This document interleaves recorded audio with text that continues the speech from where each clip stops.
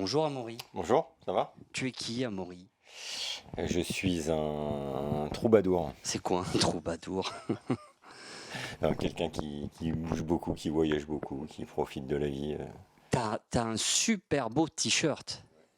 C'est quoi ce t-shirt? Tu peux nous en parler? C'est une moto qui casse les jambes, qui est dangereuse, qu'il ne faut absolument pas mettre dans toutes les mains. Non, non, c'est un monkey où j'ai passé comme plus de temps à le préparer qu'à rouler avec. Mais Non, non, t'as passé plus de temps à l'hôpital qu'à le préparer. non, pas tant que ça a été vite là. Non, franchement, 4 semaines c'est terminé. Non, j'ai passé plus de temps sur la moto. Je prends deux secondes. C'est la pause commerciale, n'est-ce pas, Amaury, puisque tu as le très beau t-shirt qui sera lui inclus dans un coffret cadeau. Tiens, j'ai l'impression d'être Pierre Bellemare quand je fais ça. Dans un coffret cadeau magnifique. Je te montre, Objectif d'une, le quatrième opus de mes aventures et de nos aventures. D'ailleurs, tu as écrit dedans, hein, une fois de plus. Ah, t'as vu? Donc voilà, il est sorti. Sache qu'en même temps, il y a un magnifique t-shirt qui est sorti qui s'appelle Betty, Ugly Betty. Ça, c'est la BM Urban GS que j'avais préparée pour faire traverser l'Islande. Ça, c'est le monkey qui donc casse la cheville d'Amaury. Celui-ci, tu peux le commander autant que tu veux. Celui-ci, il va dans un coffret avec plein de goodies SW Motech avec. Voilà. En fait, il y a un truc que tu sais pas, c'est que j'ai pas dit à Amaury pourquoi il venait. Tu sais pourquoi tu es venu? Bah non, en fait, je suis arrivé plus tôt pour que tu m'en parles, mais il y a 2 minutes, le live ne marchait toujours pas, donc je sais pas en fait. Non, en fait, si je t'ai fait venir, c'est que pour arrêter de parler de moi et aussi parce que, en fait, les gens, ils me disent tout le temps dans les vidéos, mais t'es pas avec Amaury? Pourquoi t'es pas tout le temps avec moi? Bah, j'ai un métier en fait. Alors, j'aimerais bien que tu nous expliques un peu ton pourquoi. C'est quoi ton vrai métier, quoi, en Bah, fait? mon vrai métier, je suis concessionnaire moto donc en Île-de-France, au nord de Paris, concessionnaire multimarque. Donc voilà, donc ça me prend beaucoup de temps, on est ouvert 6 jours sur 7. Donc bah, quand je pars avec toi, c'est un vrai plaisir. C'est un vrai plaisir, mais j'ai pas un temps infini. Donc j'aimerais bien faire ça à plein temps, mais c'est pas possible, quoi. Ah, c'est un message que tu Bah, passes, non? j'aimerais bien te l'holocaucher. Je crois que tu l'entends souvent. Ouais, ça Non, va. non, mais je sais comment ça se passe derrière. Moi, Euh, je vois l'autre côté. Donc non, non, je suis bien à ma place. Mais plus sérieusement, est-ce que tu peux un petit peu nous parler bah, d'où tu viens, qui tu es?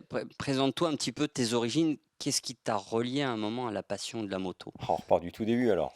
Ouais, tu peux, ouais, ouais. Bah non, pas de grivoiserie, pas de grossièreté, je sais d'où tu viens au tout début, mais s'il te plaît, on peut passer juste après, 2 minutes après, s'il te plaît. Non, non, non, mais je suis un vrai passionné de moto. Ça veut dire que, comme tout le monde, j'ai commencé avec des mobs et puis j'ai tout de suite su que je voulais en faire mon métier. Mon métier, ma passion. Je voulais vivre dedans et de la moto. Quand t'es monté sur ta mob, tu t'es pas dit j'allais être Non, concessionnaire. mais j'avais qu'une idée, c'était de bosser comme dans la moto, si tu veux. Donc voilà, quoi. J'ai fait des études pas ni dans le commerce ni dans rien, dans l'électronique. Et puis à l'époque, j'avais quel âge? 22 ans. Je voulais faire de la compétition moto et donc bah, bosser dans un garage moto pour faire de la compétition moto, c'est la meilleure solution pour y arriver, pour réduire les coûts, pour être bien entouré, pour avoir accès à tout ce qui est nécessaire pour pouvoir courir dans de bonnes conditions, quoi. Tu vas un peu vite quand même, tu vois. Je veux dire, je sais pas, quand t'as fait de la compète, t'avais quel âge? 23 ans, 24 ans. D'accord. Et avant, t'as eu un peu de passion moto, non? T'as cassé des mobs, t'as fait de la moto, t'es roulé un peu comme un con vite sur route, non? C'est Je pas passais été- le permis moto à 20 ans. À l'époque, on n'était pas trop embêté, donc je pouvais acheter un GSX-R, un 750 GSX-R comme première moto. Donc évidemment, c'était trop pour un jeune permis. Et en effet, ça a fini. T'es pas obligé d'être super poli et tout ça et de t'excuser des conneries que t'as faites, hein. T'as le droit d'assumer que tu roulais avec un GSX-R Ouais, 750 ouais, vite non, mais sur route. ouais, voilà, c'est ça. Je roulais vite et mal. Donc ça a fini par terre quand même plusieurs fois. En fait, j'ai eu du mal à revendre une moto. C'est-à-dire que toutes les motos que j'ai achetées, je les ai mises épave. Tu les as vendus à l'assurance. Pas que. Mais elles étaient. En fait, au bout d'un moment, je me dis, c'est bizarre, j'achète des motos et je les revends jamais parce qu'elles finissaient en cube. Ouais. Donc ça n'a pas duré longtemps. 2 3 ans, j'en ai quand même broyé pas mal. Je suis tombé beaucoup. J'ai changé souvent de moto. C'était quelles années ça? Moi, j'avais 22, donc c'est dans les années 95, tu vois, par là, entre 95, ouais, même un peu plus tôt, tu vois. Et puis, Où la vitesse était quand même à la mode encore. ouais, mais bizarrement, en fait, aujourd'hui, on a l'impression qu'un 750 GSX-R de 88, c'était rapide. C'était pas si rapide que ça. On Ça est fait. d'accord. Non, mais je veux dire, aujourd'hui, tu prends un roadster mid-size, ça va finalement plus vite Ouais. et c'est vrai que ça accélère plus fort. Un 750 GSX-R de 88, ça devait faire 110 chevaux, quoi. Oui, mais dans le comportement. C'était à la mode d'aller vite, même si t'avais avec 110 chevaux. Oui, mais ça va toujours vite, moi, je trouve, sur les routes, quoi. Ouais, oui, oui, mais ce que je veux dire, c'est le côté un peu rock'n'roll et la façon de rouler, non? Non, mais c'était clairement mon manque de niveau, si tu veux, quoi. Tu vois, euh, j'avais pas les compétences nécessaires pour aller sur la route vite et bien, tu vois. Ouais. Donc mais je suis pas mal tombé tout seul. J'ai rarement, toi, c'est pas des accidents, j'ai jamais eu fait de constat, quoi. Tu vois, me suis toujours bourré tout seul. J'ai raté un virage, j'arrive trop vite sur un freinage, Ouais. j'étais mauvais, quoi. T'es sûr ça, si les assurances recherchent, il y a, il y a que des constats tout seul, il y a que des sorties de route tout seul. Alors, non, je n'ai jamais escroqué les assurances parce que j'étais pas assuré, en fait. Ah. Donc on pourra pas me reprocher d'avoir profité des assureurs, puisque c'était un peu c'était cher. On pouvait s'assurer, mais c'était cher. Aujourd'hui, tu peux plus carrément, mais quand tu es jeune et que tu veux une sportive, mais c'était possible, mais plus cher avant. Et du coup, à quel moment tu as basculé? Tu t'es dit c'est bien ou mieux? Je sais pas si tu t'es dit c'est bien de faire de la course, si tu t'es dit c'est mieux de faire de la course pour ma santé, ou si, je sais pas, Non, non, comment mais ça en s'est fait, passé le fait de basculer? j'ai été roulé au circuit Carole, comme c'est pas très loin de chez nous, que j'ai évidemment bourré au circuit Carole au bout de 5 tours, comme tout le monde. Et j'ai vraiment beaucoup aimé, quoi. Donc, tout de suite après ça, je me suis dit, bah tiens, c'est ce que je vais faire que de la course. Et c'était impossible d'avoir et une moto de course et une moto de route. À un moment, il fallait faire un choix, quoi. C'était la même moto, mais elle ne me servait plus qu'à la piste, quoi. J'ai acheté une remorque. Et puis j'ai été à Carole.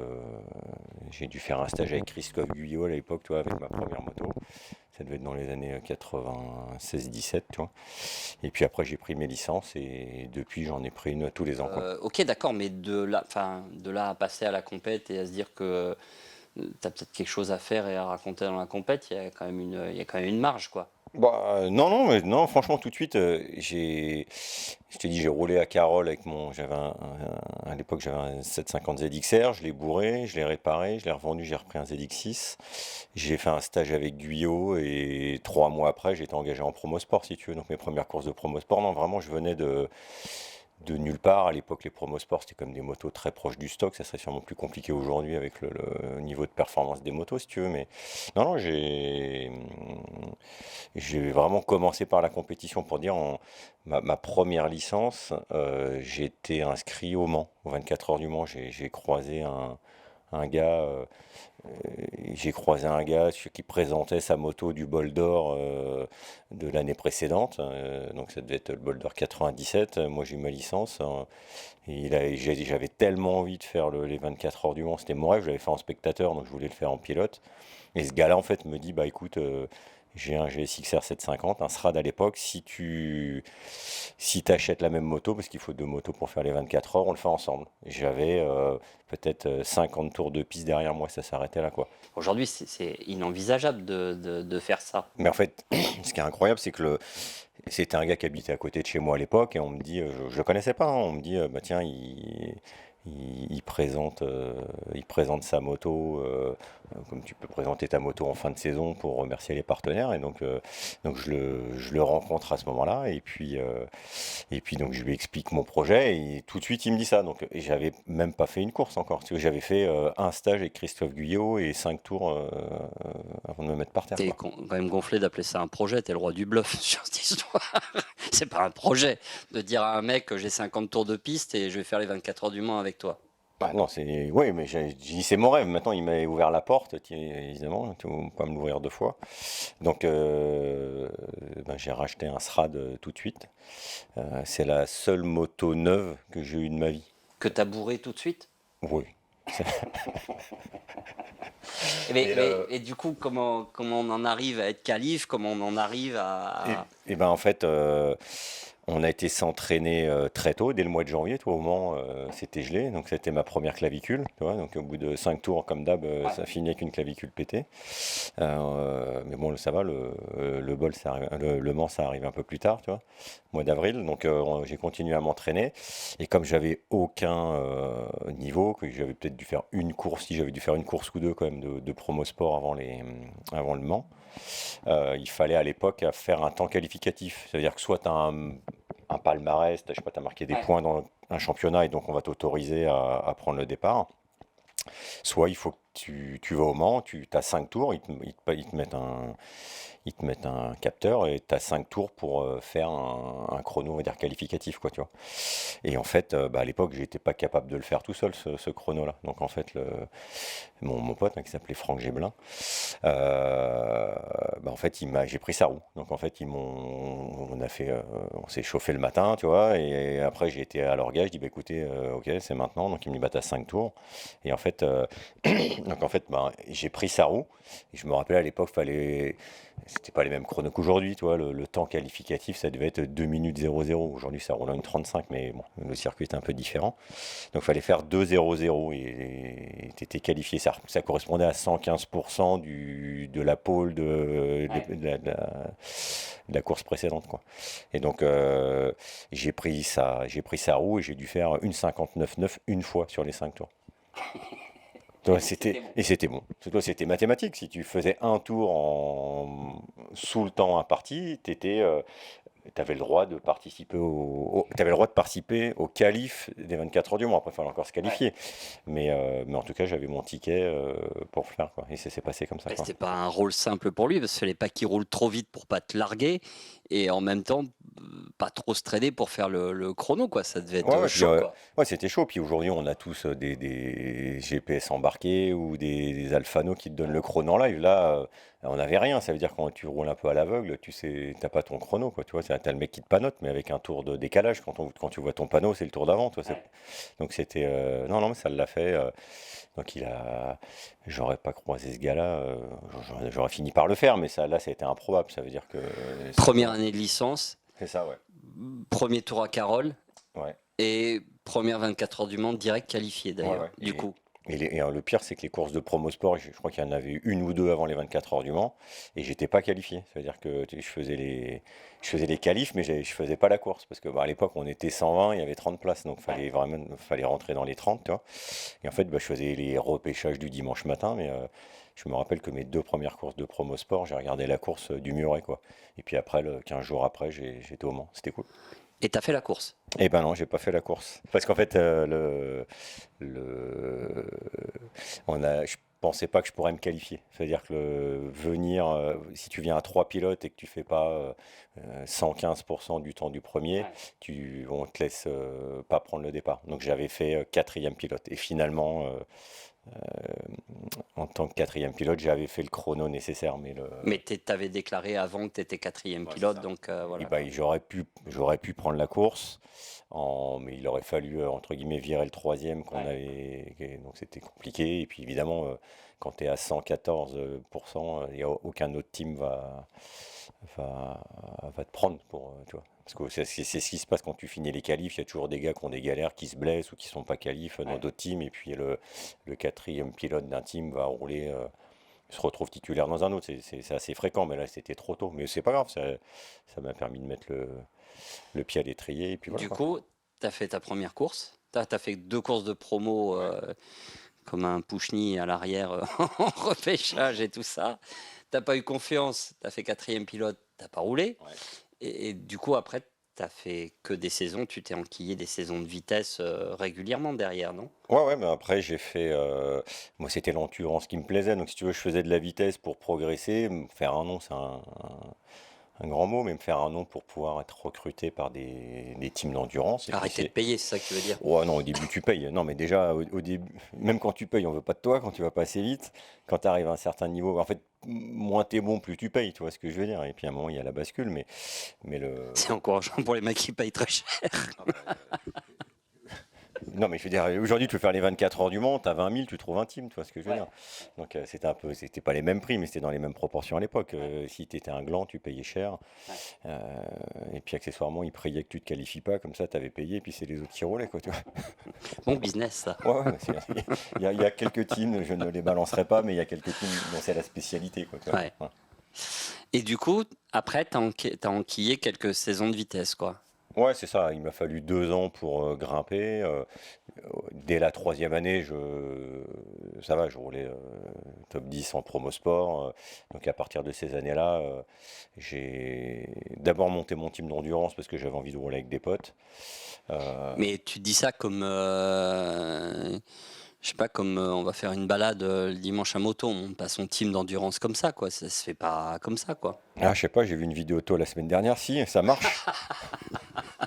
Non, non, non, non, sérieusement. Bah, c'est la même, c'est la même chose. Tu vois, tu peux y arriver en tirant partout. Tu vois, moto d'occasion, bricolé, Mais 5 rolls avec un pneu. Non, mais si tu veux, tu peux t'inscrire. Et il y a de la place. Tu vois, tu dois avoir 70 concurrents ou 65 concurrents sur un 24 heures du Mans. Donc, il n'y a pas que des bons, quoi. Tu vois. Donc, ouais. non, non, non, si, franchement, aujourd'hui, c'est compliqué parce que comme ça fait partie de la FIM, que c'est un championnat du monde, si tu veux, clairement, aujourd'hui, le ticket d'entrée au Mans, si t'as pas 50 000, entre- Je suis là pour en témoigner, hein. J'ai roulé en 2009 avec une R730 qui faisait 120 chevaux, j'étais qualifié et j'ai pu rouler. voilà. C'était une année d'ailleurs où personne n'avait été jeté, tout le monde était qualif, quoi, à C'est ça. l'époque. Ouais. Donc aujourd'hui, si tu veux, de manière générale, le niveau des motos, il a vachement augmenté, le niveau des pilotes aussi. Si tu veux, avant l'endurance, c'est comme assez franco-français, tu vois, Ouais. et maintenant, aujourd'hui, c'est beaucoup internationalisé. C'est un championnat du monde, c'est géré par la FIM.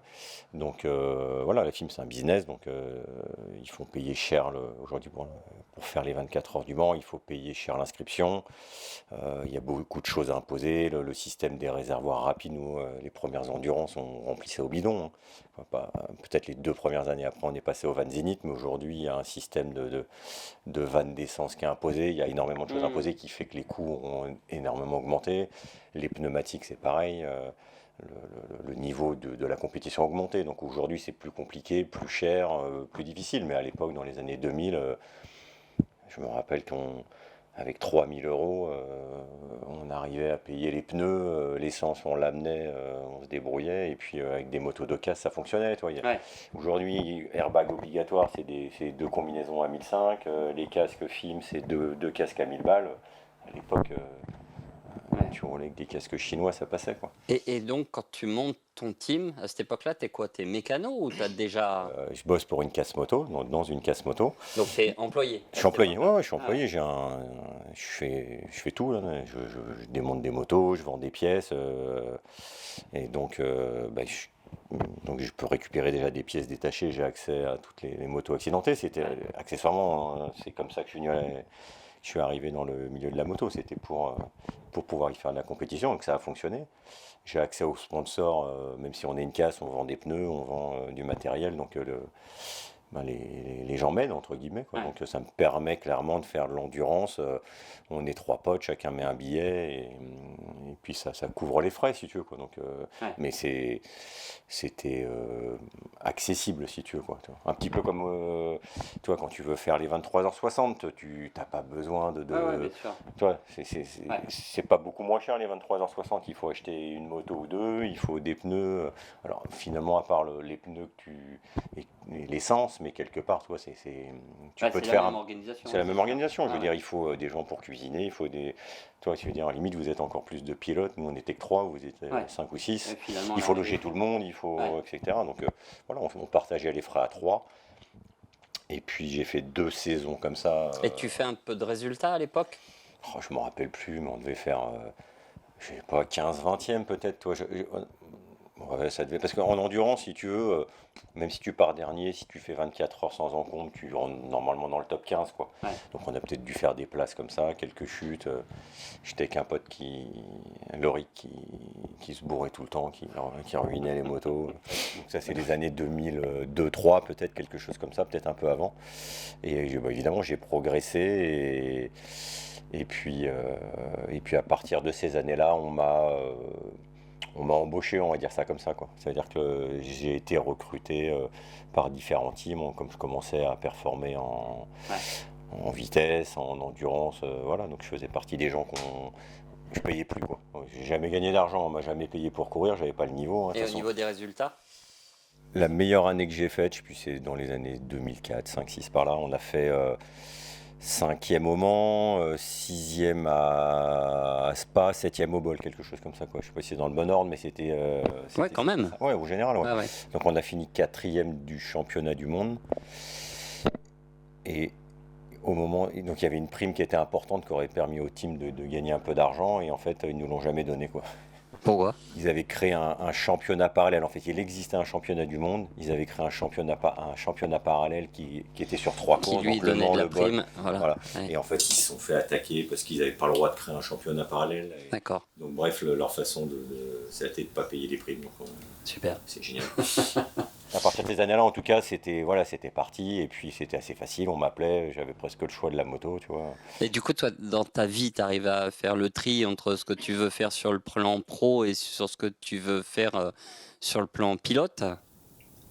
Ouais, ouais, bah si tu veux, c'était quand même le deal. Quand je me suis fait embaucher dans la case, donc qui s'appelait Espace Moto, c'était le deal. J'avais dit, bah, écoute, je bosse pour toi, tu me payes Volance-Pierre, mais tu me laisses je sais pas, 10 semaines par an qu'il me fallait entre la vitesse et l'endurance, si tu veux. Donc c'était le deal. D'accord. Donc en fait, pendant un paquet d'années, si tu veux, je gagnais pas très bien ma vie, mais je faisais ce qui me plaisait, quoi. Oui. Et puis voilà, quoi. Donc, et puis après, j'ai réussi à mener les deux de front, si tu veux, quoi, tu vois. Après, j'ai pris des responsabilités dans la société, mais toujours en continuant à profiter, quoi. Tu vois, je veux dire, moi, j'ai Ouais. jamais travaillé pour le travail. Je veux dire, ce qui me plaît, c'est ce que ça me permet de faire, mais il était hors de question que je bosse sans profiter. Je veux dire, c'est la compétition qui m'a toujours fait rêver, quoi. D'accord. Ok. Donc, voilà. Mais ouais, mais enfin, tu as basculé un jour à devenir concessionnaire, donc Oui, ça n'a mais pas ça, toujours c'est- marché comme ça. Ah non, non, mais tu peux mener les deux de front. Ça veut dire que toi, concessionnaire, j'ai racheté la boîte dans les années 2010. En 2010, je faisais encore Macao, je faisais de l'endurance, je faisais plus de vitesse, si tu veux. Donc j'ai réduit le nombre de courses, mais quand tu fais de l'endurance, tu poses une semaine pleine, toi, quand tu vas. Ouais. C'est que ça restait quand même 5-6 semaines de compétition, plus les entraînements dans l'année, plus la vie de famille. Donc non, non, j'ai toujours mené les deux de front. C'est pas toujours évident, mais encore maintenant, aujourd'hui, je fais plus de compétition. Toi, j'en fais moins, non, mais j'en fais moins souvent, mais on passe, voilà, je suis Ouais. moins souvent sur les circuits, mais Non, mais il n'y a pas forcément de chrono extérieur, il y en a un dans ta tête, globalement. ouais, clairement, oui, Même une sortie du dimanche, c'est une compète quelque part. ouais, bah oui, Bah oui. bah oui. Bah oui. Et, et du coup, non, tu viens de parler de quelque chose d'intéressant parce que, en fait, c'est pour ça, il savait pas, je lui ai dit de venir, c'est de parler un petit peu de lui et que tu le connaisses un petit peu mieux. Tu as quand même parlé un petit peu de course sur route. Ouais. Pourquoi? Parce que c'était mon rêve de faire le Tourist Trophy, quoi. Ça veut dire que j'ai pas connu ça quand j'étais jeune gamin, mais très vite j'ai vu toi, dans les années 2000, quand j'ai commencé, j'ai vu que la course sur route existait. Pourtant, Je voulais en faire, quoi. c'était moins à la mode. Les gens allaient moins au Tourist Trophy, globalement. On en parlait un petit peu moins dans les années 2000 quand même. Ah ouais, non, mais C'était un peu en perte de vitesse, tout ça. bah, je pense pas. Alors, perte de vitesse, le problème c'est que c'était pas les mêmes moyens de communication. Ça veut dire qu'à l'époque, pour voir une vidéo du Tourist Trophy, il fallait acheter un DVD, quoi. Ouais. Donc, c'est pas quelque chose. Les journaux français, ils aimaient pas trop ça. Tu vois, je me rappelle encore qu'un journaliste m'avait dit, je sais plus qui c'était, mais qui m'a dit, je suis désolé, je peux pas t'interroger là-dessus parce que je cautionne pas du tout ce type de course. Tu vois, on était en 2004. Ah, une interview en France ou là-bas sur Non, place? en France, Ah d'accord, ok. D'accord. Il y avait des gars qui suivaient les promos sport, Ouais, ouais. donc qui suivaient l'endurance, et quand je leur ai dit que j'allais faire le Tourist Trophy, ils m'ont dit bah non, on n'en parlera pas, on t'interrogera pas parce que c'est pas acceptable ce type de course, tu vois. Donc, D'accord. mais je le sais pas pour eux, hein, donc, mais c'est vrai c'était c'est pas que c'était pas à la mode, c'est que limite les gens savaient pas que ça existait, tu vois. Je veux dire, si à l'époque tu avais Moto Revue, Moto Journal, si ni l'un ni l'autre n'en parlait, t'étais pas au courant, toi. Aujourd'hui, tout le monde avait accès à tout, mais donc voilà, quoi. Donc moi c'est une course que je connaissais, que je voulais faire, et puis qui n'était pas toujours, qui n'était pas très accessible. Et pareil, toi, on ne sait pas comment ça marche, on n'a pas de retour. Aujourd'hui, c'est facile, toi, tu peux contacter un pilote français qui le fait, bah, tu lui envoies un message, il va te répondre. À l'époque, c'est Mig qui m'avait, Fabrice Miguet, on se connaissait, et c'est lui qui m'avait un petit peu parlé de comment ça fonctionnait, parce qu'on ne se rend pas compte, mais tu peux pas, il faut écrire à l'organisation, il faut demander à s'inscrire, il faut préparer des motos particulières, c'est un règlement spécifique. Toi, si tu connaissais pas quelqu'un, c'était quand même compliqué de s'engager sur ce type de course en partant de rien. Donc c'est Mig à l'époque qui faisait tout à l'arrache, qui me dit non, mais t'inquiète pas, prends une moto, on y va, tu verras bien, ça va bien se passer. Et donc voilà, quoi, ça a commencé. Mais toi, qu'est-ce qui t'attire là-dedans, à ce moment-là? Ben moi, ce qui m'attire, c'est la prise de risque, si tu veux. Moi, tout ce que je fais, si c'est pas... je m'ennuie vite, si tu veux. Donc, il y a un moment, il y a besoin d'avoir c'est ça l'adrénaline, quel que soit le sport. L'adrénaline, c'est la limite c'est la limite de la peur. Voilà. Donc, quand tu veux de l'adrénaline, quel que soit ton sport, tu cherches la limite. Tu la trouves là-bas, la limite de la peur? Oui. Ouais, non, j'ai pas peur, quoi. Non, ça s'est mal terminé. C'est c'est les seules courses où je fais des testaments avant d'y aller, toi. Donc c'est quand même que toi, il y a un peu plus que les autres, quoi. Mais, Où tu crois? où je fais un testament. D'accord. Ok, t'as fait ton testament avant de partir. Ouais. Je le fais sur Macao et sur le TT, toi. Je le fais pas sur le Dakar. D'accord. Mais c'est des courses où donc tu flirtes avec les limites, toi. Mais et je me connais, si tu veux, donc j'ai un peu de mal j'y vais pas pour m'amuser. Je suis à fond. Alors ça suffit pas pour gagner ou faire un excellent résultat, mais comme je donne mon maximum, d'ailleurs ça a fini dans un mur le dernier jour, comme après 3-4 sorties de piste qui se sont bien passées. La dernière, elle s'est mal passée, quoi. Donc, c'était encore plus rock'n'roll parce que je crois qu'il y a eu des séances d'essai un peu sauvages dans la montagne le matin et tout ça, non? Ouais, j'étais avec un pote à moi, Emmanuel Chéron, qui est le team manager d'Amétis aujourd'hui. Et donc, alors c'est toujours le cas, il y a toujours des zones où sans limitation de vitesse aujourd'hui, mais à l'époque il y en avait énormément. En gros, à l'époque, à part les villages, il n'y avait vraiment pas de limitation de vitesse. Donc tu sortais d'un village à 50 qui était très contrôlé, et tu soudais jusqu'au prochain village. Donc tu pouvais te mettre à 300 entre deux villages et on ne disait rien. Donc c'était ta façon d'apprendre le Tourist Trophy plutôt que sur la PS5? Alors on avait la PS5, mais je ne savais pas m'en servir. Non, j'ai fait un peu de PS5 les jours de pluie, mais bon, c'était pas la qualité des jeux d'aujourd'hui, j'imagine, quoi. Donc c'était un petit peu utile, mais tu n'avais aucune notion de dénivelé, toi, c'était pas terrible. Donc non, on a fait, je sais pas, je crois qu'on avait fait 2500 km d'essai. 2500 sur km. route ouverte. Ouais, c'est ça, hors course, ouais. T'es là-bas 3 semaines, donc t'as quand même le temps de rouler. Donc on a fait quand même beaucoup de kilomètres, et puis on a fini par se faire serrer malgré tout. Toute la montagne, c'est une zone sans limite de vitesse. Oui, mais c'est pas c'est une zone sans limite de comportement. Ouais, c'est ce qui s'est passé, ouais. Donc quand on a fait l'extérieur aux flics, genoux par terre. En fait, moi j'arrive derrière les flics. Un grand droite extrêmement rapide dans la montagne, toi, et en fait, pas de ligne blanche, donc j'ai le droit de doubler, tu vois. Et j'hésite une demi-seconde et je me dis, bon, il n'y a pas de limitation de vitesse, et je vais respecter le règlement, tu vois.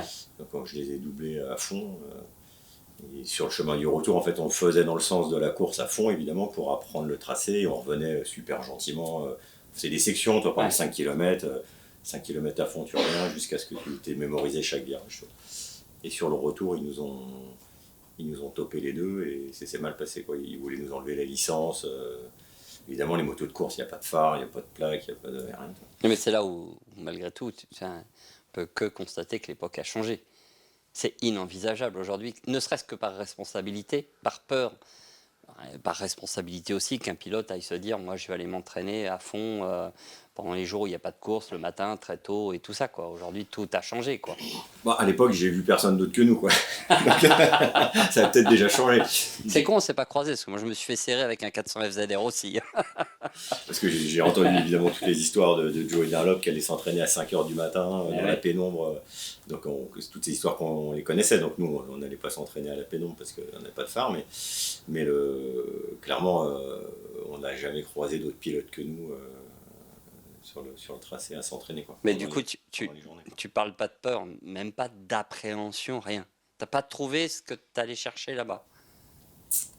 Si, j'ai trouvé la limite, si tu veux, mais toi, je me rappelle des moments, ce qui est le plus difficile au TT, tu pars un par un toutes les 10 secondes, donc tu es en pré-grille, je sais pas, on est 60 peut-être, et on te fait enlever les chauffantes, et tout le monde sort de la pré-grille en même temps, sauf que ça part tous les 10 secondes, donc quand tu as le numéro 60, que tu pars dans les derniers, pendant plusieurs minutes, tes pneus refroidissent et tu sais que tu vas devoir mettre fond de 6, quoi, et tu as le temps de penser à ce moment-là, quoi. Tu vois, t'es à la queue leu et tous les 10 Le secondes doute passent, s'installe quand même, quoi. mais ils font enlever les chauffantes à tout le monde, donc toi tu te dis non mais moi en fait je vais partir avec les pneus froids, quoi. Donc, sauf que pour ceux qui connaissent le tracé, tu prends le départ, tu passes la 6 et tu passes Braille, la compression fond de 6, donc au bout d'à peu près 30 secondes tu dois être fond de 6 dans une cuvette dans un virage à droite, tu vois. Ouais. Et donc là à un moment tu te dis c'est quand même bizarre, quoi. Ouais. Et ça dure un virage et après tu es concentré comme sur. Après tu penses plus au danger, quoi. Mais si tu veux, voilà, les moments où de peur, de stress, franchement tu les as un petit peu avant parce dès que tu as passé la seconde, c'est une course, quoi, tu vois. Donc tu penses trajectoire, rapport. De toute façon, si tu penses que tu vas te sortir, tu arrêtes. Je veux dire, ça ne m'est pas arrivé, mais il y a plusieurs pilotes qui ont essayé le TT et qui ont remballé parce que. Et du coup, qu'est-ce qui fait que tu arrêtes? Bah, je pense que si tu. Qu'est-ce qui fait que tu n'y es pas retourné? Ah, mais parce que en fait, à l'époque, moi j'ai dit à ma femme que j'allais faire une course en Angleterre, toi. J'allais à Suzuka, c'était des. Je lui ai pas dit que c'était une course sur route, toi. J'ai dit voilà, je vais faire une course en Angleterre, sur un circuit en Angleterre. Évidemment, à mon retour, ça en a parlé, il y a eu des photos qu'on tournait, et j'ai pas pu cacher la réalité du truc, si tu veux. En plus, je suis revenu blessé, j'avais le genou en vrac, toi.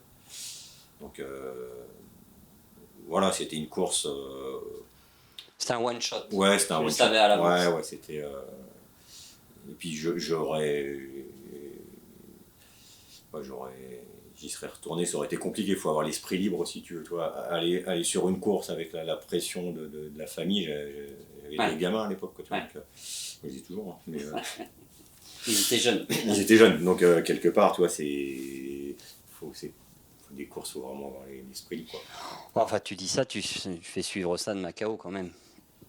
Ah, c'est moins. Combien de temps plus tard d'ailleurs tu as fait le Titi? 5-6 ans. J'ai fait le Titi, j'en ai pas fait beaucoup, hein. J'ai fait le Tourist Trophy 2004-2005. Après, j'ai fait la Northwest, ça devait être 2009. Ouais, c'est ça qu'on s'est rencontrés là-bas, ça devait être 2009 par là. Et après, j'ai fait Macao 2 ans de suite, ça devait être 2010-2011, toi, dans les années qu'on suivit. Alors, Macao, c'est pas pareil, parce que ça reste un circuit qui fait 5 km que tu peux apprendre. Tu vois, la Northwest 200, c'est pareil, ça va plus vite qu'au TT. On part en paquet, donc ça c'est beaucoup plus dangereux, entre guillemets, mais tu sais où tu mets tes roues. C'est-à-dire que toi, un circuit, ça doit être 6-7 km Macao, une quinzaine de kilomètres la Northwest. 3 tours, tu as appris le circuit, si tu veux. Tourist Trophy, c'est 60 km, 250 virages. On fait beaucoup de tours, hein, quand même. Toi, même après course et entraînement réunis, on parle peut-être de 3-4 000 km. Je connaissais peut-être la moitié du tracé. Ouais. Donc si tu veux rouler à fond à l'aveugle, c'est quand même pas le même danger que rouler à fond en sachant où tu mets tes roues. Toi, Macao. Il y a moins d'échappatoires quand même à Macao. J'ai pas fait beaucoup d'erreurs à Macao, toi, j'ai tapé un rail ou deux où c'était pas prévu. Non mais tu vois, j'ai pas failli mourir à Macao, une fois, mais une seule fois. Au TT, j'ai failli mourir 100 fois, si tu veux. Ouais. C'est-à-dire que j'étais à fond, persuadé que ça tourne à gauche, t'es fond de 6, tu dis ça, non, là, je suis sûr c'est à gauche et c'est à droite, quoi, tu vois. Ouais. Quand t'as un doute, tu ralentis. Mais quand t'es sûr de ton coup, tu ralentis pas. Et quand t'es sûr que c'est à gauche et que c'est à droite, Ouais, c'est compliqué. ça termine. C'est pour ça Ouais. que. Donc, vraiment, vraiment le Tourist Trophy, ça peut mal tourner, quoi. Et je pense que bizarrement, plus tu le fais, et moins c'est dangereux. Parce que une fois que tu connais bien le tracé, tu sais. Alors oui, mais tu vas chercher plus le chrono. Ouais, mais si tu veux, c'est comme.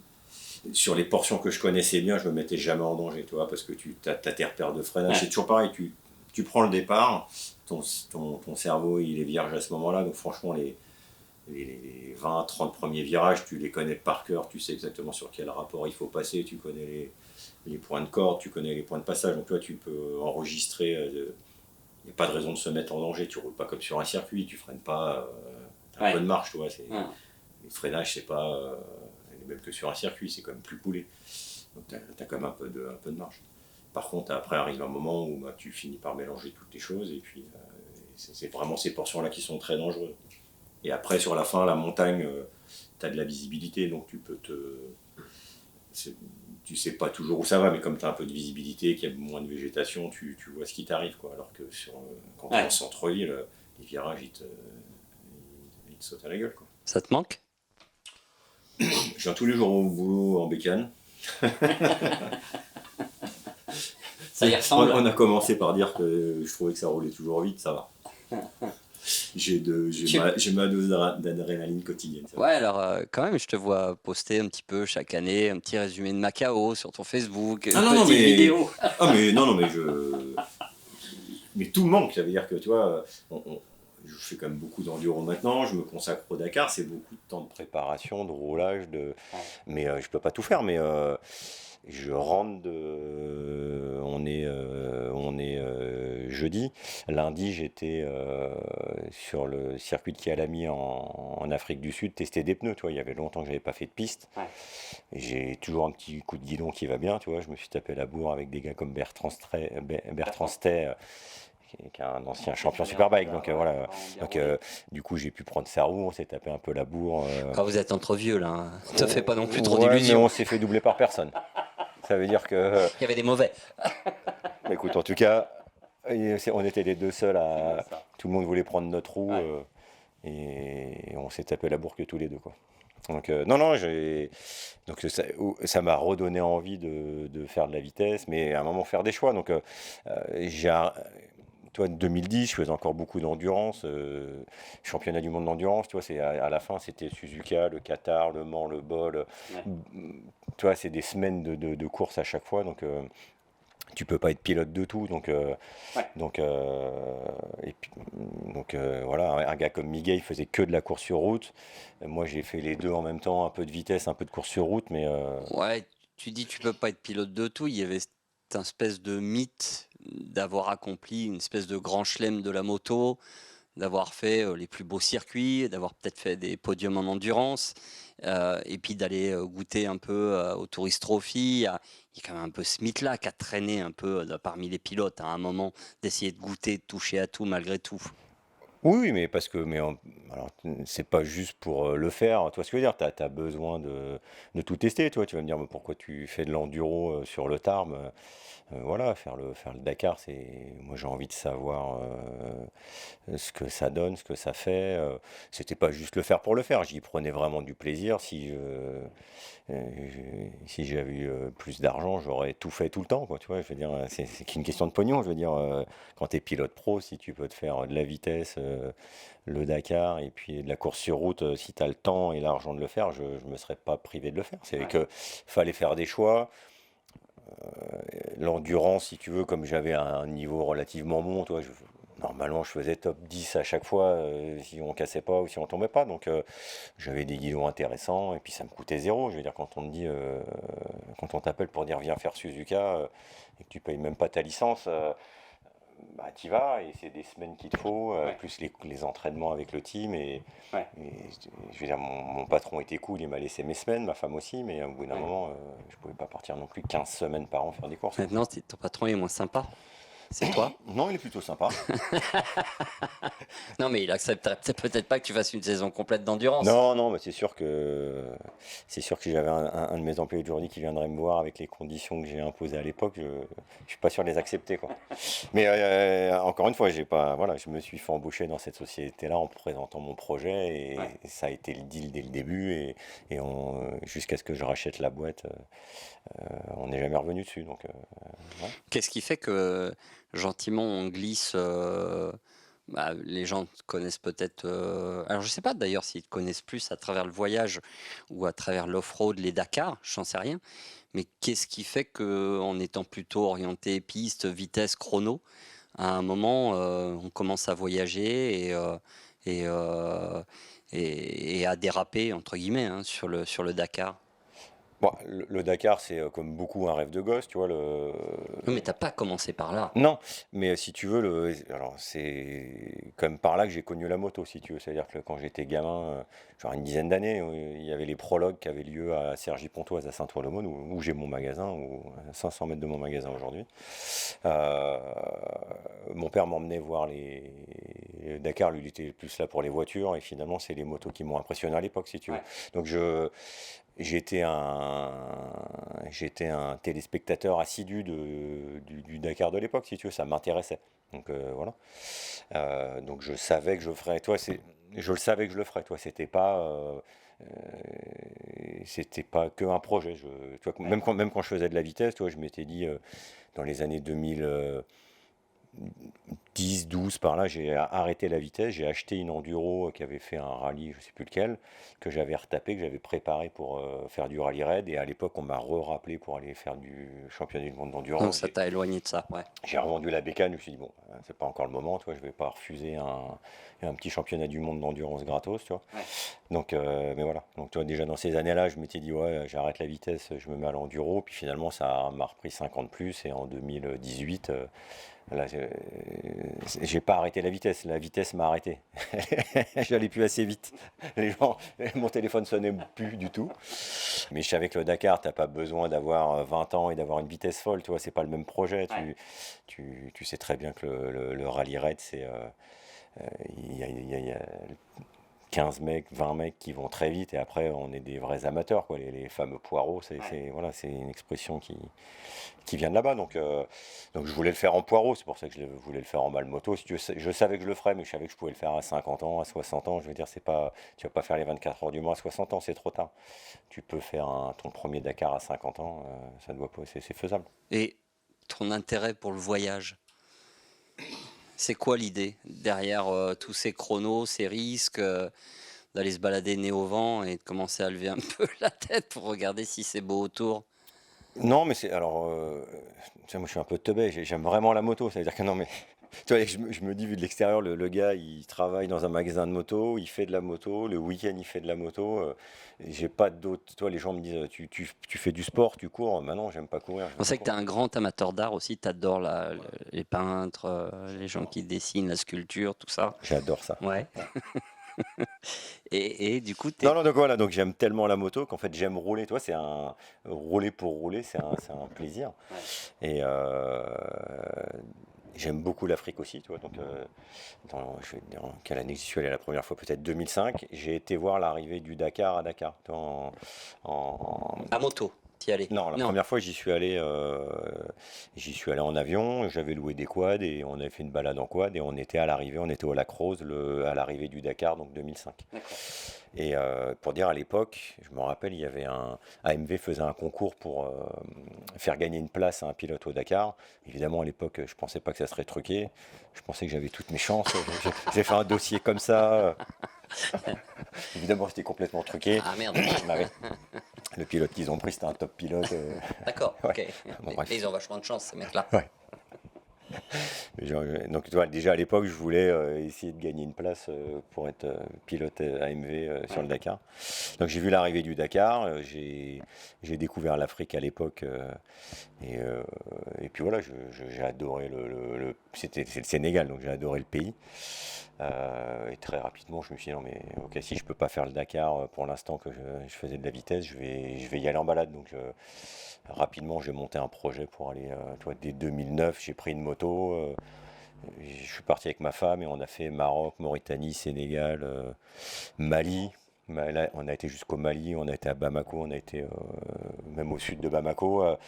J'avais aucune expérience. La moto elle a fini dans le train, tu vois. J'étais tellement mauvais en trail que dans les champs. Enfin, ouais. Enfin, tu m'en as un peu parlé. Tu as une conception du voyage un peu, un peu particulière quand même aussi, non? Au tout Non, début, de la borne, ouais, non, mais de la borne, bon, des on a fait, emmerdes de on a préférence. fait Paris-Dakar en 7 jours.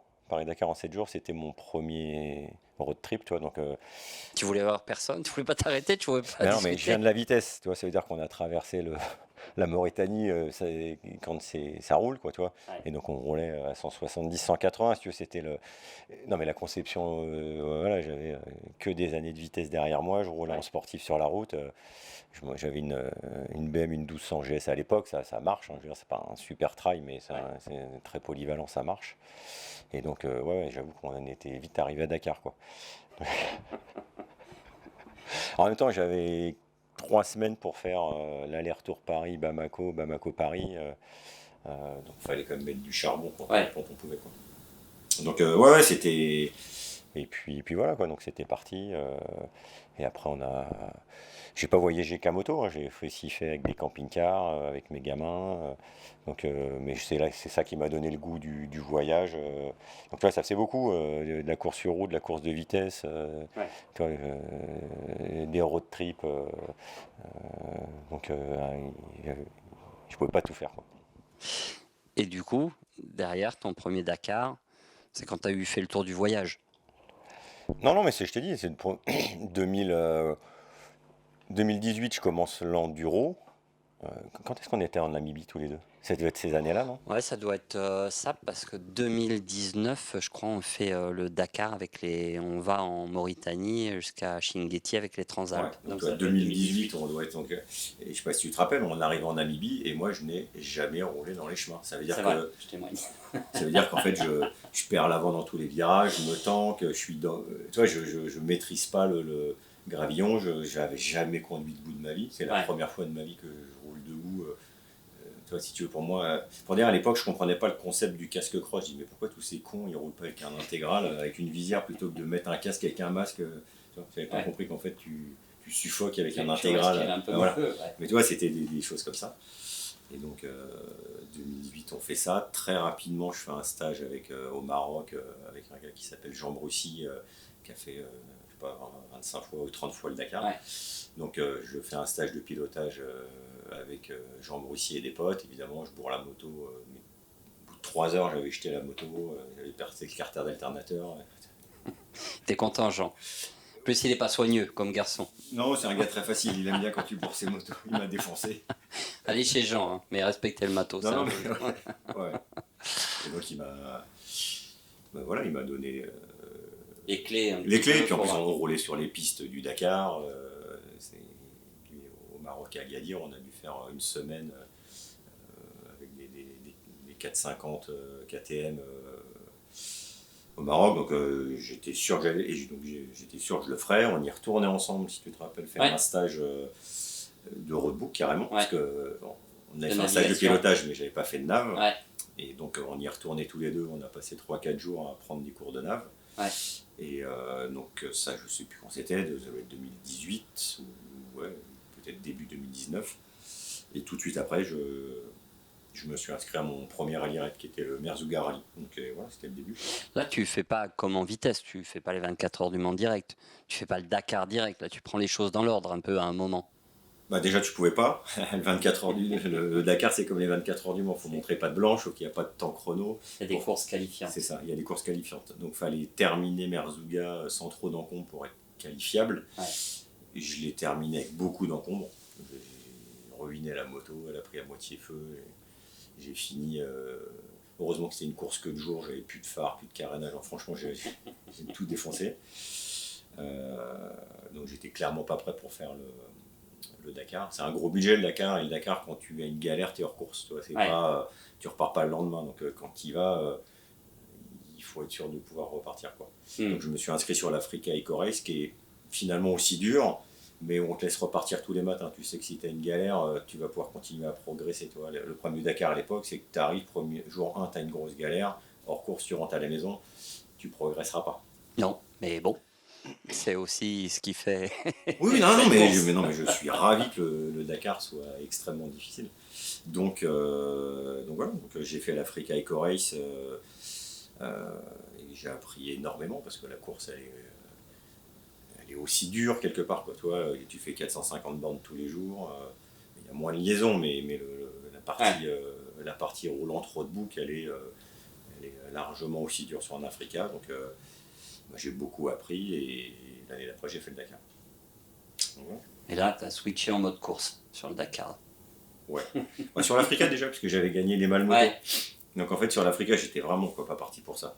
Moi je mets toujours à fond, hein, mais simplement je ne pensais pas que mon petit niveau. Et puis finalement, les 2-3 derniers jours, j'étais loin au début, hein, parce que je me suis bourré dès le deuxième jour, je crois. Cassé un peu de matos. Et puis finalement, le rallye raid c'est long, donc les gars sont un peu éliminés d'eux-mêmes. Et puis à 3 jours de la fin, j'ai compris que je pouvais aller, j'étais pas premier, mais j'ai compris qu'il fallait chercher la première place. Et là, j'ai mis du gros gaz, vraiment, je me rappelle, j'ai fait 2 jours où je crois que j'ai jamais reroulé comme ça, quoi, parce que l'enjeu il était tellement excitant, motivant que j'ai fait vraiment 2 jours à fond. Quoi. À fond. Je me rappelle, j'ai fini derrière un pilote américain qui fait le championnat US de motocross. Ouais, c'était improbable. J'ai roulé avec lui toute la journée. C'était surréaliste. Genre, j'ai dû mettre 1h30 au deuxième Malmoto, tu vois, et du coup, j'ai gagné. Et donc, voilà. Donc, après, je suis allé sur le Dakar et. Après, tu vois, je connais la compétition. Un Dakar, le rallye raid et l'endurance, c'est pareil. Aussi ingrat. Ouais, il faut préparer beaucoup la moto, ça joue dans les détails, ça joue sur la consistance. Tu vois, c'est un peu évidemment, il y a une qui dure 24 heures et l'autre 100 heures, mais c'est les mêmes codes si tu veux. Quoi, tu vois ce que je veux dire. Il faut rouler vite, mais pas à la limite. Tu sais très bien que sur la deuxième partie de course, il va y avoir des abandons, de la casse.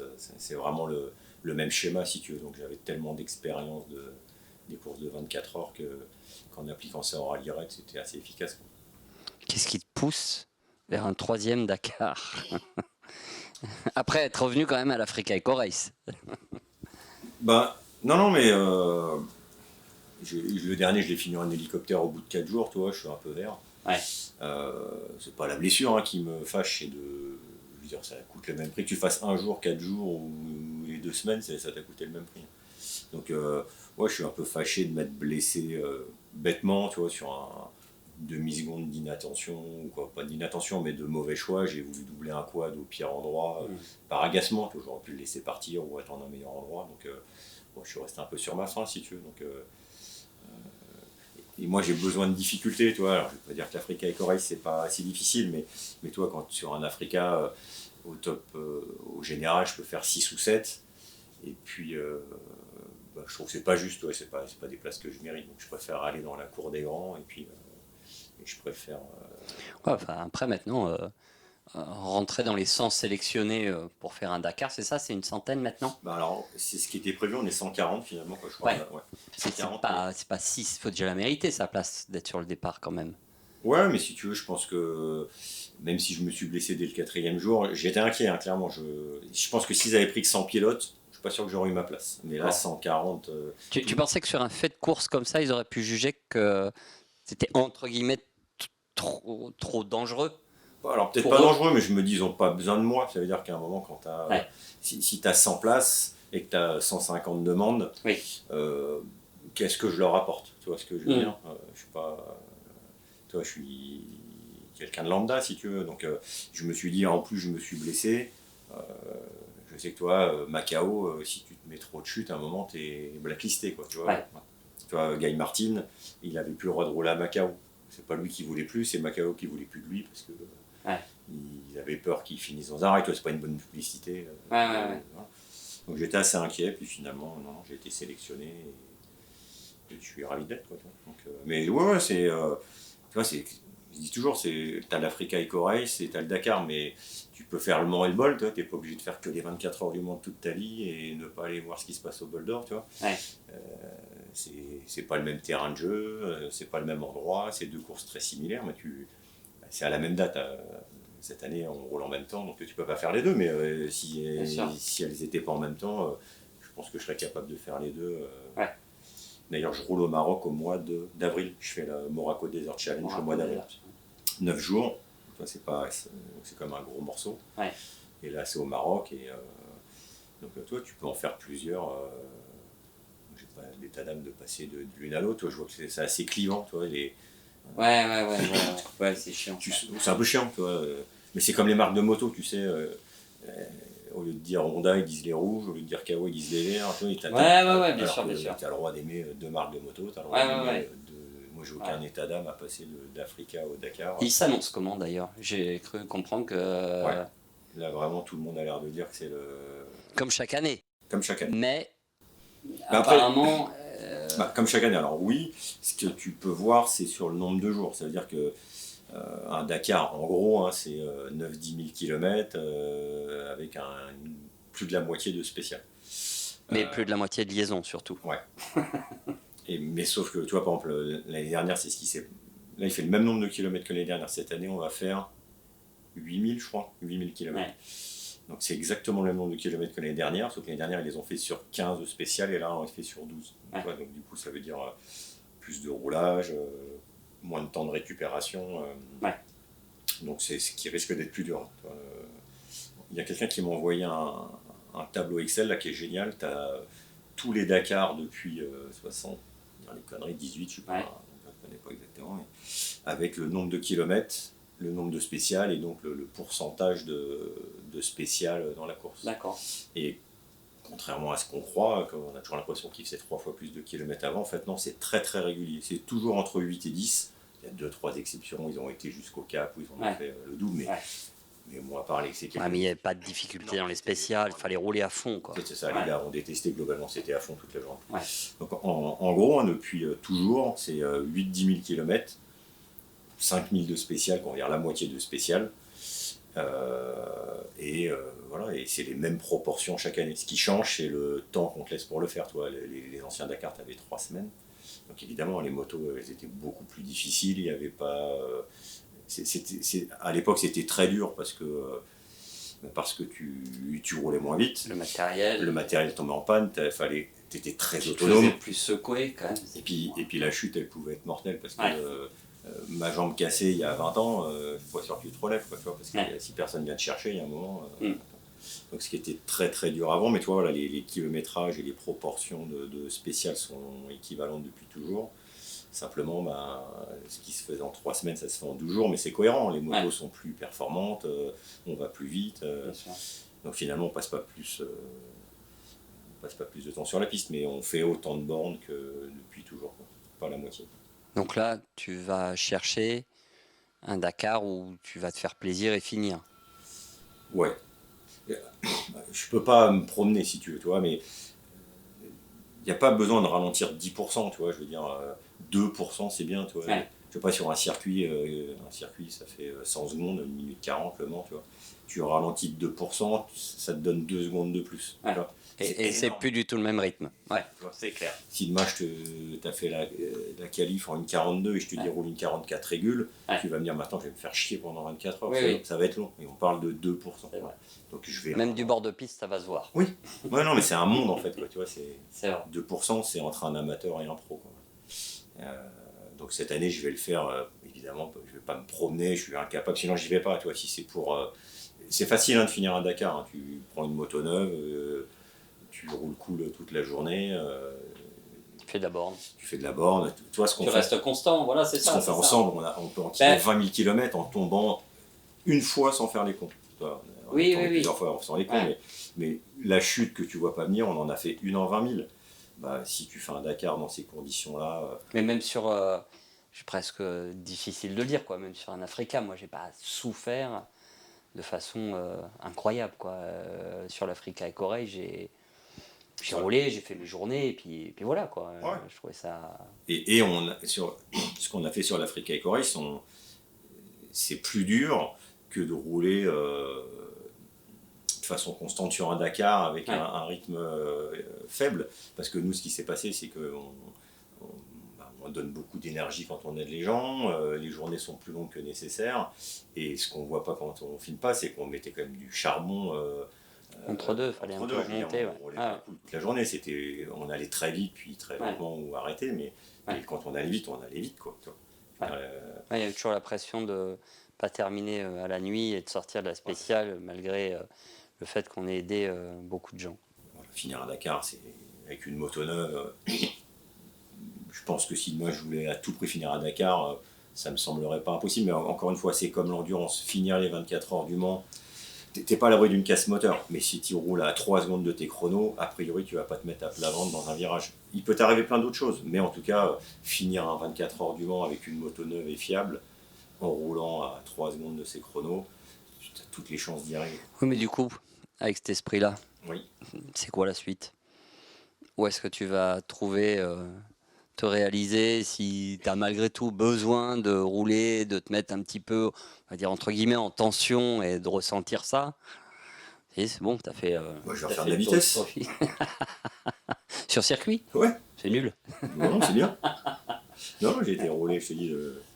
Non, Et 23h60, ça fait envie ça. Hein. non, mais ta vidéo, elle m'a fait envie, tu vois. Je veux dire, quand on l'a fait ensemble, tu vois, je referais bien une course de 23h60 comme ça, là, des potes, ses enfants, avec la pression de la course, mais. Voilà, tu es en train de dire que malgré tout, ça peut se vivre différemment aussi. Oui, mais.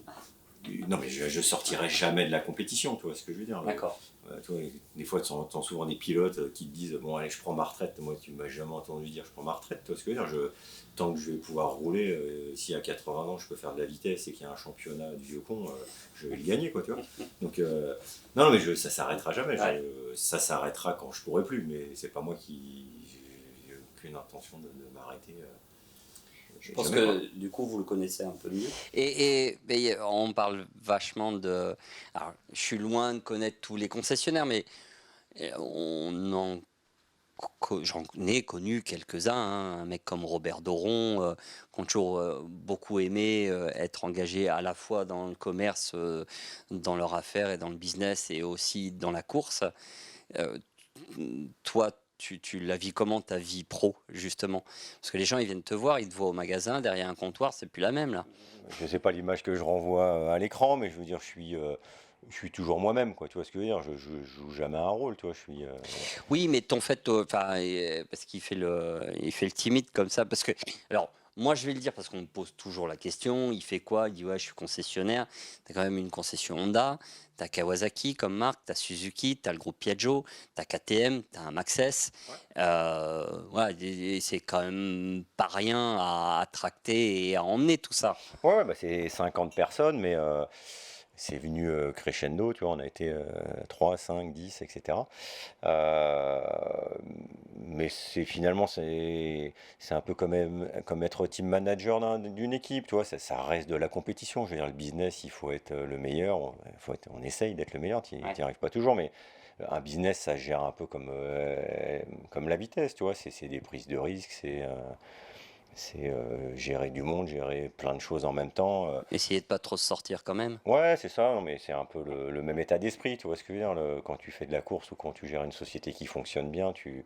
c'est les mêmes codes, il faut appliquer les mêmes manières, et puis tu vois, tu peux être bon pilote sans être un enfoiré, et pareil à ton boulot, tu vois, il faudrait demander à mes gars, mais je suis pas sûr d'avoir l'image d'un patron complètement pourri et salaud, quoi, tu vois. Donc, non, ça fonctionne de la même manière. Mais j'ai besoin des deux, ça veut dire que toi, le business, c'est important aussi, toi, ça te permet de réussir et accessoirement de payer ce que je fais à côté. Je veux dire, la vie, si je peux rouler au Dakar aujourd'hui, c'est parce que j'ai un business qui fonctionne, toi, je suis pas sûr que je pourrais le faire. Donc j'ai besoin des deux. Mais à l'inverse, tu pourrais pas être que concessionnaire, je pense, non? Faire que du commerce. Mais non, mais encore une fois, si à l'époque on m'avait dit non, tu peux pas bosser dans un garage et avoir 10 semaines de congés payés, Ouais. j'y serais pas. Tu vois, c'est un peu le cheminement inverse, quoi. Donc j'ai besoin des deux, toi. Ouais. D'ailleurs, ce que tu dis pas, c'est que tu as passé au tout début un deal avec ton ancien patron. Aujourd'hui, c'est un deal que tu as passé avec ton associé.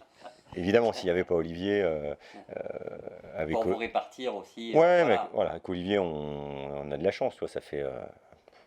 on a commencé à bosser ensemble en 2000, tu vois, Ouais, dans la casse où je me j'étais. souviens bien. Olivier bossait avec moi. Et puis on a toujours été complémentaires. En 2010, quand notre patron il a dit vous achetez ou je ferme, on a acheté tous les deux, tu vois. Ouais. Et puis on s'entend super bien, on bosse bien ensemble. Et puis on a chacun nos passions de notre côté. Et puis et c'était le deal. Ça veut dire on prend un business à deux, 50-50, pour pouvoir Avoir du temps chacun dans vos passions c'est respectives. ça, mais on n'a jamais pris ce business-là pour le business seul. On avait, toi Olivier, il a plus la passion de l'automobile et il fait plein de choses Ouais, ouais.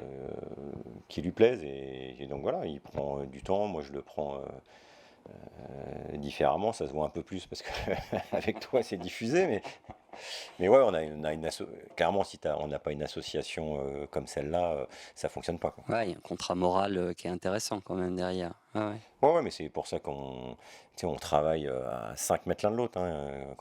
Quand je suis dans le bureau, on est là en face de l'autre et c'est cool, on s'entend toujours aussi bien, c'est sympa. Qu'est-ce qui te pousse à un moment à accepter d'aller passer une semaine sur un Monkey avec 10 centimètres de débattement, des pneus de merde, un truc qui tient pas la route? J'ai repassé une petite vidéo là, il n'y a pas très longtemps justement pour annoncer la sortie du t-shirt. Qu'est-ce qui te pousse à avoir envie d'aller faire ces trucs-là? C'est débile. Bon, non, mais c'est le plaisir toi, d'aller rouler avec toi, quoi, tu vois. Ça fait un moment qu'on roule ensemble, et puis c'est toujours agréable de bosser sur des projets comme ça. On y passe un peu de temps, mais voilà, t'as- moi je suis pas du tout artiste, tu vois. Moi quand je prépare une moto, elle est toujours moche. Je, je suis un bon technicien, mais je suis pas très artiste. Je sais pas si on peut dire que c'est vraiment beau tout Bon, elle ça. était belle, non, franchement, c'était une belle moto, hein. Non, non, elle était jolie. Même la Ugly Betty, elle porte mal son nom, c'était une belle moto. C'est vrai, Donc, c'est vrai. non, non, mais tu arrives toujours avec des projets intéressants, et puis parce que quand je dis on, il n'y a pas que moi qui bosse, hein, les mécaniciens au magasin, ils en font aussi beaucoup, hein. Je veux dire, euh, ils nous permettent quand même de gagner beaucoup de temps, Ouais, ouais, ouais. d'avancer sur les motos, quoi. C'est d'ailleurs aussi quelque chose que je retrouve chez toi. Je connais pas beaucoup de concessions, mais ce temps mort entre midi et deux, qui est l'occasion pour des mecs voilà, qui sont dans le dur de la mécanique d'exprimer un peu leur passion, de préparer une moto, de préparer leur week-end, d'aller faire un peu de motocross et tout ça, quoi.